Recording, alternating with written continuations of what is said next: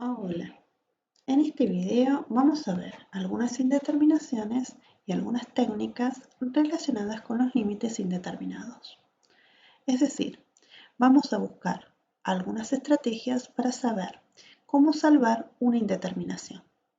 Dado un límite indeterminado del tipo infinito sobre infinito, infinito menos infinito o 0 sobre 0, vamos a tratar de ver cuáles serían las técnicas que puedo aplicar para salvar el límite y qué condiciones del límite indican que es más apropiado aplicar una técnica u otra. Comencemos. ¿Qué ocurre cuando trabajamos con límites que tienden a infinito? Es decir, supongamos que tenemos una división de dos polinomios y en particular el polinomio de arriba, cuando evalúo con números grandes, me da un resultado cada vez más grande a medida que tomo valores cada vez más grandes. Y lo mismo ocurre con el polinomio de abajo. Es decir, que me queda un cociente entre dos números muy grandes. Ahora, ¿cuál es la tendencia de ese infinito sobre infinito? Bueno, va a depender de cuán grandes vayan siendo los números con los que voy evaluando.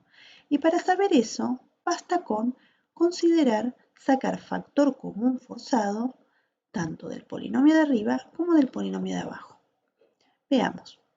Si yo al polinomio de arriba le saco como factor común la máxima potencia que tiene, es decir, saco la potencia de x cuadrado y genero tres términos que me generen estos tres términos de acá, observa la técnica, es poner el numerador que yo quiero que aparezca como término dividido con el x cuadrado que saqué como factor común. Observa que con esa técnica, al multiplicar la fracción que propuse con el x cuadrado, obtengo en esta distributiva el mismo polinomio cuadrático que tenía el original. Es decir, hago una técnica algebraica que lo que hago es transformar mi polinomio cuadrático ahora en un producto entre una potencia de x y una función de tal manera que me quede el mismo polinomio cuadrático al hacer distributiva. Pero no me interesa hacerlo distributiva, me interesa este formato así. Lo mismo ocurre con el polinomio de abajo. Saco la máxima potencia como factor común y obtengo que el polinomio cúbico se puede escribir como una potencia de x al cubo por este otro paréntesis. Si observo qué ocurre con cada una de estas fracciones, cuando x tiende a infinito, esta fracción de acá, 15 sobre un número muy grande, va a dar como resultado números cada vez más chiquititos, porque al 15 lo voy a dividir con números cada vez más grandes, es decir, va a tender a 0. Y lo mismo ocurre con el resto de las fracciones. Observa que en el caso de esta fracción, 2x sobre x cuadrado, lo que puedo hacer es primero simplificar y 2 sobre x tiende a 0 cuando x tiende a infinito. Es decir, cuando estoy mirando con valores cada vez más grandes, estas fracciones donde me quedó en el denominador una x, se fueron a tender a 0. Luego, si considero todas estas tendencias, y en particular considero que me quedaron potencias de x al comenzar, como quedaron como factor, lo que puedo hacer es simplificar las potencias de arriba con las potencias de abajo. Finalmente me queda una única potencia abajo y dos paréntesis cuyas tendencias ya son conocidas. Es decir, cambié el límite que tenía por un límite mucho más fácil de resolver. Ahora, lo de arriba tiende a 1 porque las fracciones tienden a 0, mientras que lo de abajo, todo junto, el paréntesis tiende a 1, x tiende a infinito y por lo tanto un número 1 dividido en un número muy grande tiende a 0. Pude salvar la indeterminación reescribiendo el cociente de polinomios que tenía. Ahora bien, ¿qué pasa si en vez de trabajar con infinitos, trabajo con fracciones que tienden a 0? Entonces, veamos. Supongamos que tengo un cociente de polinomios, pero ahora al evaluando acá en 3, observo que lo de arriba tiende a 0, al evaluarlo con 3 me da 9 más 6 menos 15 me da 0, y lo de abajo cuando lo evalúo también me da 0. Entonces tengo ahora una división que termina siendo dos números que tienden a 0, ¿sí? Dos números muy chiquitos, infinitésimos se dice. Entonces, si yo tengo una división de infinitésimos, cuando x tiende a 3, tendría que ver qué es lo que ocurre, cómo hago para salvar esta indeterminación. Y ahí el truco es distinto. La estrategia es la siguiente. Sabiendo que 3 anula el denominador de arriba, el numerador de arriba, lo que puedo hacer es factorizarlo. Es decir, agarrar la cuadrática, buscar sus raíces y factorizarlo, sabiendo que 3 es una raíz. Va a aparecer este factor x menos 3. Lo mismo hago con el polinomio de abajo. Conociendo una raíz, es posible factorizar una cúbica. Averigua cómo factorizar polinomios, pero una vez que sepamos cómo factorizar polinomios y los factoricemos, obtenemos el factor x menos 3 tanto arriba como abajo. Y esto ocurre porque el 3 es raíz de ambos polinomios. Por lo tanto, al factorizar, logro que el polinomio de arriba tenga este factor y podamos simplificar tanto el factor de arriba con el de abajo y que me queden los otros. De esta manera logramos que la expresión que teníamos antes ahora quede radicalmente distinta. Veamos qué ocurre cuando evaluamos con 3. Arriba, al evaluar con 3, me termina dando 3 más 5, 8. Ya no me da 0. Veamos qué ocurre con la de abajo. Cuando evalúo con 3, este polinomio cuadrático termina dándome 9 más 9 más 9, es decir, 27. Por lo tanto, este límite termina dándome 8 sobre 27. Logramos calcular este límite reconstruyendo ahora el cociente de polinomios con una factorización simple. Es decir, cuando tengamos infinito sobre infinito ya hemos visto que el factor común forzado y la simplificación posterior hace que tengamos una expresión equivalente y podamos salvar el límite. Lo mismo ocurre con 0 sobre 0. Sin embargo, la factorización que usamos acá es distinta. Es la factorización que conocemos siempre. Si simplificamos el factor que se anula, va a quedar un cociente donde vamos a poder salvar esa indeterminación. Ahora, ¿siempre trabajaremos con polinomios o con expresiones que se puedan factorizar y simplificar? Bueno, pues no.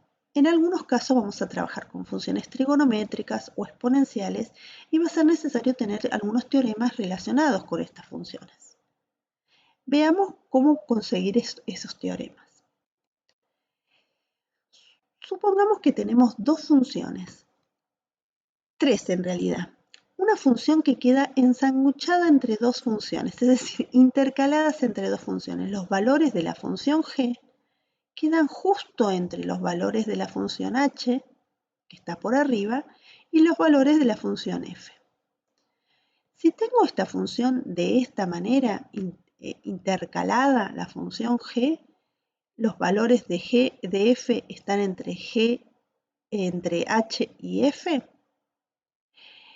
Y supongamos además que ya sé cuánto vale el límite acercándome a un valor particular, a un x0, y noto que tanto la función h como la función f, cuando tienden a ese valor x0, las dos funciones tienden al mismo valor L, entonces la función de adentro, la función g, la que está intercalada, necesariamente su límite tiende a L. Notar que tenemos que estar intercalando dos funciones, intercalando la función g entre dos funciones y que estas dos funciones tiendan al mismo valor cuando está en x0. Este lema es conocido porque se aplica a funciones trigonométricas de la siguiente manera. Consideremos que tenemos una función acotada entre dos valores. Por ejemplo, las funciones trigonométricas. Las funciones trigonométricas tienen valores entre 1 y -1. Sabiendo que la función, por ejemplo, la función seno o la función coseno, toma valores entre -1 y 1, podemos decir que hay otras funciones que también están entre 1 y -1. Todas las funciones que cuando trabajo con esa función después le aplico la función seno, el resultado no se escapa de esos dos valores, de -1 y 1. Es decir, cuando trabajo con funciones trigonométricas, estoy trabajando con funciones que están entre dos cotas, la cota menor y la cota mayor. Cuando trabajo con funciones entre dos cotas, puedo construirme una función que es la función que tengo acotada multiplicada por otra. Si tengo un producto entre dos funciones y puedo decir que una función está acotada, voy a poder decir que ese producto está por debajo. La función f la puedo acotar por su mínimo y lo que me da la función g. Y por arriba por su máximo y por lo que da la función. Es decir, que puedo decir que el producto entre estas dos funciones me quedó entre un mínimo y una función máxima. Ahora bien, por el lema de sándwich, esta cota de acá arriba tiende a 0.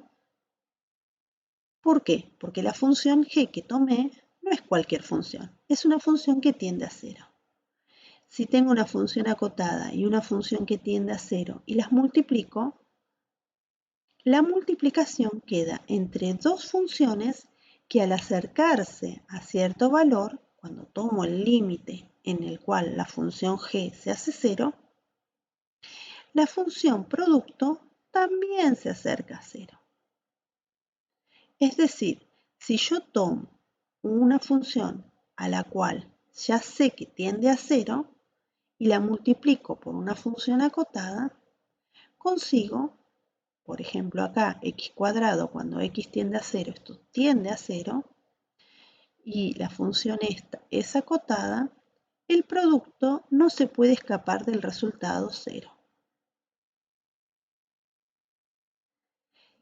Este teorema, que suele aplicarse y mencionarse como 0 por acotada, se aplica siempre que tengamos un producto de dos funciones, una acotada y otra que tiende a 0, cuando estoy tomando el límite particular que yo tenga. Y en particular se aplica con funciones trigonométricas. Pero siempre tengo un producto. Veamos este ejemplo. Acá tengo una división. Cuando trato de tomar el límite con x tendiendo a infinito, lo de arriba solo sé que está acotado, es una función acotada, toma valores entre 1 y -1, pero cuando tiende a infinito no puedo decir que tiende a algún valor. Ese límite no existe. Solo puedo decir que es una función acotada. Y lo de abajo tiende a infinito.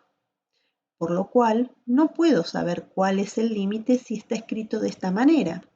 Sin embargo, lo puedo convertir en un producto. ¿Cómo? Haciendo este truco. Este truco muy algebraico, muy fácil, es ubico el denominador con una nueva fracción 1 sobre x cuadrado menos 9. Esta nueva fracción observa que cuando lo multiplico 1 por toda la expresión seno me da el denominador anterior, el numerador anterior. Sin embargo, está escrito como un producto. Este formato nuevo ahora sí me permite detenerme y encontrar un producto entre una función que es acotada. Y si observo la función que quedó cuando desglosé el numerador, lo puse en una nueva fracción, cuando x tiende a infinito, el denominador que tendía a infinito, la nueva fracción tiende a 0.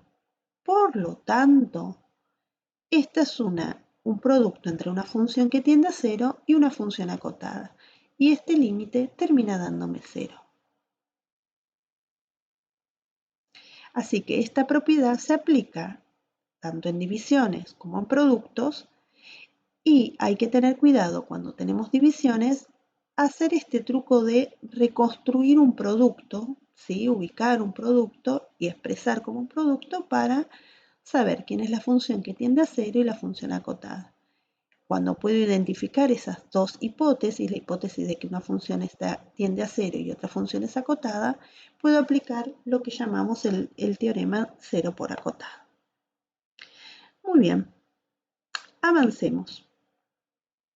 ¿Qué pasa si tengo funciones trigonométricas, pero no tengo el caso de una función que tienda a cero? Veamos lo siguiente. Veamos qué ocurre cuando tengamos cocientes, ¿sí? Pero ahora lo que tengo es una indeterminación del tipo 0 sobre 0. Observa, acá tengo una función trigonométrica, abajo lo mismo, y esto tiende 0 sobre 0. Bueno, hay una propiedad. Este cociente, cuando el límite de x tiende a 0, se acerca a 1. Y lo mismo ocurre con la tangente. La tangente de x sobre x también tiende a 1. Esto se aplica no solo cuando tengo la función seno de x y está dividida por x, sino también cuando tengo la función seno de x y está dividida por la misma función abajo. Siempre y cuando la función de adentro tienda a 0, y aparezca abajo idénticamente, ¿sí? Esta expresión puedo decir que tiende a 1. Veamos cómo se aplica. Si miro acá tengo un cociente y cuando veo el cociente noto que arriba aparece seno de x menos 3 y ese x menos 3, eso que está dentro del seno de x, tiende a 0. Sin embargo, para poder aplicar esta propiedad tiene que estar la misma función debajo. Ahora bien, cuando miro qué es lo que hay abajo, no aparece la expresión que está dentro del seno de x. Bueno, ¿cómo hago para que aparezca? La ubico abajo, la multiplico en una fracción nueva. Ahora, esta fracción, para que esta función sea lo mismo que tenía antes, tengo que multiplicar y dividir por lo mismo. Observa que acá, si simplifico, puedo retroceder a la función original. Esto lo que hice fue ampliar la fracción que ya tenía. Una vez que tengo la fracción nueva, donde veo este producto, lo que obtengo es una nueva expresión, ¿sí? Y ahora bien, la función seno de x tiene en uno de sus denominadores el factor x menos 3. Ahora el truco está y la estrategia está en reordenar estas expresiones. ¿Cómo? Si yo intercalo este denominador y cambio el orden del denominador, logro que el numerador y el denominador que tengo acá sea justamente la expresión que teníamos antes. Es decir, que lo que conseguí con este reordenamiento de factores es que esta expresión tienda a 1 cuando x tiende a 3 y que solo me falte el resto para calcularlo. Si yo sé a cuánto tiende este otro cociente, puedo saber cuánto tiende este producto. Y esta partecita de acá, esta fracción, la conseguí calculando el límite, aplicando el límite de la propiedad anterior, ¿sí? Donde seno de una función sobre la misma función y esa función tendiendo a 0, me tiende a 1. Entonces, para salvar el otro límite, el que me está faltando, lo que vamos a hacer es aplicar técnicas que ya conocíamos. Si miramos ahí, cuando evalúo en 3, esto me da 3 menos 3, que tiende a 0. Y lo mismo ocurre abajo. Por lo cual, lo que puedo hacer es factorizar, como lo hice antes. Es decir, x cuadrado menos 9 lo factorizo como una cuadrática en x menos 3 y x menos 3.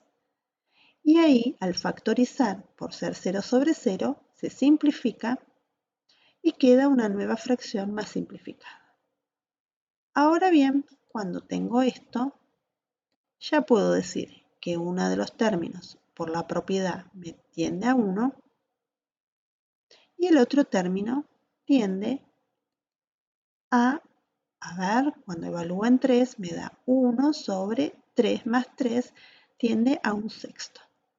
Y por lo tanto, todo este producto tiende a un sexto. Observa cómo lo hicimos. Arrancamos con la función trigonométrica, que tenía una función en el argumento, y lo que hicimos fue ese mismo argumento ubicarlo tanto arriba como abajo para que aparezca una expresión donde pudiéramos aplicar la propiedad que les mencionaba antes, seno de una función sobre la misma función abajo. Esto lo pudimos hacer porque la función que estamos trabajando dentro de la trigonométrica tendía a 0. Cuando ocurra esto, podemos, y estamos en una indeterminación, 0 sobre 0, podemos aplicar esta propiedad reordenando los factores, agregando el factor que yo quiero para que aparezca la proposición, reordenando y con los factores que sobran en nuestra expresión, aplicar alguna técnica de las ya conocida. Muy bien, nos queda que trabajes estas mismas técnicas con otros ejemplos. Así que te invito a resolver un par de ejercicios de la práctica, intentar pensar qué factor es el que falta, si estoy en una indeterminación del tipo 0 sobre 0, si estoy en una indeterminación donde lo de adentro, observa acá, no tiende a 0, hay trigonométrica, pero lo de adentro no tiende a 0 y solo puedo decir que es acotada, y para eso tengo que usar el teorema 0 por acotada, aunque la expresión no sea justo un producto, lo puedo reconstruir, o si tengo que trabajar con expresiones donde aparecen polinomios, ya sean polinomios 0 sobre 0 o polinomios del tipo infinito sobre infinito. Este mismo apunte te lo dejo en el campus para que puedas averiguar algunos ejemplos más.